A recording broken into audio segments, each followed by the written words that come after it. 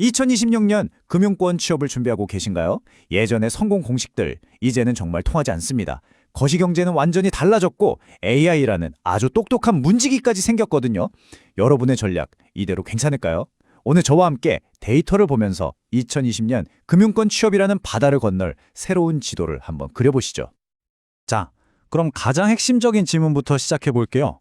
2026년 금융권 채용 시장, 대체 무엇이 어떻게 달라졌을까요?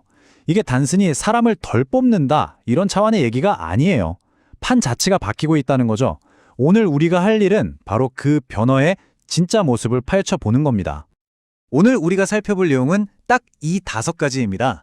가장 큰 그림인 경제 환경부터 시작해서 금융회사들이 어떻게 바뀌고 있는지, 그리고 저 무시무시한 AI 문지기는 어떻게 통과할지, 이걸 바탕으로 여러분 각자를 위한 필승 전략까지 짜보는 거죠. 마지막엔 스펙의 새로운 의미도 짚어볼 거고요. 자, 그럼 시작해볼까요? 첫 번째 파트, 바로 거시경제 환경입니다. 모든 이야기의 시작점이죠. 지금 금융권의 채용 분위기를 좌지우지하는 보이지 않는 큰 힘이 바로 여기서 나오거든요. 이게 그냥 느낌이 아니라 구체적인 숫자로 나타나고 있습니다. 이 숫자를 한번 보세요. 2026년에 1.8% 성장, 작년보다 나아졌네? 하고 생각할 수 있지만 핵심은 그게 아니에요. 바로 완만한 회복이라는 점입니다. 이게 무슨 뜻이냐면 기업 입장에서 와, 사업 확장하고 사람 막 뽑아야겠다, 이런 분위기가 아니라는 거죠. 오히려 이럴 때일수록 대규모 채용보다는 있던 인력으로 어떻게든 효율을 높이려고 합니다. 폭발적인 성장이 없으면 대규모 채용도 없다는 것, 이게 첫 번째 현실입니다. 그리고 두 번째 변수는 바로 금리입니다. 2026년에 6.5%까지 예상되는데요. 이건 은행의 수익성에 그냥 직격탄입니다. 왜냐하면 금리가 낮아지면 은행이 돈을 버는 가장 기본적인 방법, 그러니까 예금과 대출의 이자 차이로 남기는 순이자 마진, NIM이 줄어들 수밖에 없거든요. 한마디로 돈벌이가 예전 같지 않으니까 채용의 문도 더 꽁꽁 닫게 되는 아주 직접적인 원인이 되는 겁니다. 이 표가 딱 지금 금융회사 CEO들의 머릿속을 보여주는 것 같아요. 보세요. 한국 경제는 좀 나아질 것 같은데 세계 경제는 여전히 불안하죠? 이렇게 신호가 엇갈릴 때 경영자들은 어떤 선택을 할까요? 당연히 모험을 하기보다는 안정을 택합니다. 성장보다는 효율을 외치게 되는 거죠. 그리고 그 기조가 그대로 채용 시장으로 이어지는 거고요. 그럼 이런 경제 상황 속에서 금융회사들은 구체적으로 어떻게 움직이고 있을까요? 좀 더 안으로 들어가 보겠습니다. 여기서 아주 재미있는 현상이 나타나는데 바로 공공부문 은행과 민간은행의 채용 전략이 완전히 다른 길을 가고 있다는 겁니다. 이 그림을 보시면 명확하죠? 길이 완전히 두 갈래로 나뉩니다. 국책은행은 예전처럼 대규모 공채를 유지해요. 왜냐하면 이건 정책적인 역할도 크거든요. 그래서 지역인재를 뽑고 국가기관산업 전문가를 찾죠. 반면에 시중은행이나 인터넷은행은 어떨까요? 딱 필요한 사람만 필요할 때 뽑는 수시 채용이 대세입니다. 그것도 대부분 디지털, IT, AI 전문가들이죠. 내가 어떤 강점을 가졌는지에 따라서 어느 문을 두드려야 할지 전략이 완전히 달라져야 한다는 뜻입니다. 실제 사례를 보면 이게 더 와닿으실 거예요. IBK 기업은행은 170명 중에 30명을 아예 지역인재 몫으로 떼어놨고요. 산업은행은 심지어 에너지, 로봇 전문가를 찾고 있어요. 정말 흥미롭죠? 그런데 카카오뱅크 채용 페이지를 한번 가보세요. 금융회사인지 IT 회사인지 헷갈릴 정도입니다. AI, 데이터, 엔지니어, 온통 기술 직무뿐이에요. 각 은행에 찾는 사람이 이렇게나 다르다는 걸 꼭 기억하셔야 합니다. 자, 이제 어쩌면 가장 중요하고 또 가장 대비하기 어려운 변화에 대해 이야기해 보겠습니다.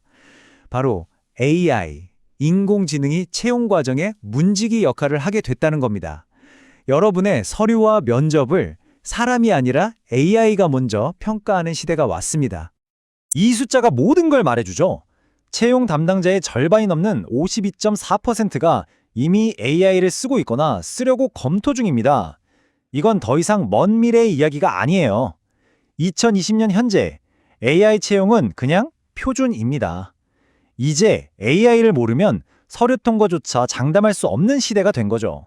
이게 바로 여러분이 통과해야 할 새로운 채용 관문입니다. 1단계에서 AI가 자기소개서를 걸러내고 2단계에선 AI가 게임 같은 걸로 여러분의 역량을 테스트하고 3단계에선 AI가 영상 면접을 봅니다. 이 모든 과정을 통과해야만 비로소 4단계에서 사람인 면접관을 만날 수 있는 거죠. 정말 여러 겹의 필터가 생긴 셈입니다. 그런데 재밌는 건 기업들도 가만히 있지 않는다는 거예요. 지원자들이 챗 GPT 같은 걸로 자기소개서를 너무 그럴듯하게 써오니까 이걸 막기 위한 GPT 킬러라는 걸 도입하기 시작했습니다. 이게 뭐냐면 AI가 쓴 글을 기가 막히게 잡아내는 또 다른 AI인 거죠. 결국 뭘까요? 여러분의 진짜 경험, 진짜 고민이 담기지 않은 글은 이제 AI 문지기한테 그냥 걸러진다는 겁니다. 이 숫자들 좀 보세요. 정말 놀랍지 않나요? AI 역량검사 사용이 1년 만에 94% 가까이 폭증했습니다. GPT 킬러 사용도 66%나 늘었고요. 여기서 우리가 얻어야 할 결론은 아주 명확합니다. 이제 AI 채용이라는 새로운 게임의 룰을 이해하고 여기서 이기는 방법을 찾는 건 선택이 아니라 생존의 문제가 됐습니다. 자, 지금까지 시장이 어떻게 변했는지 충분히 살펴봤습니다. 그럼 이제부터가 진짜죠.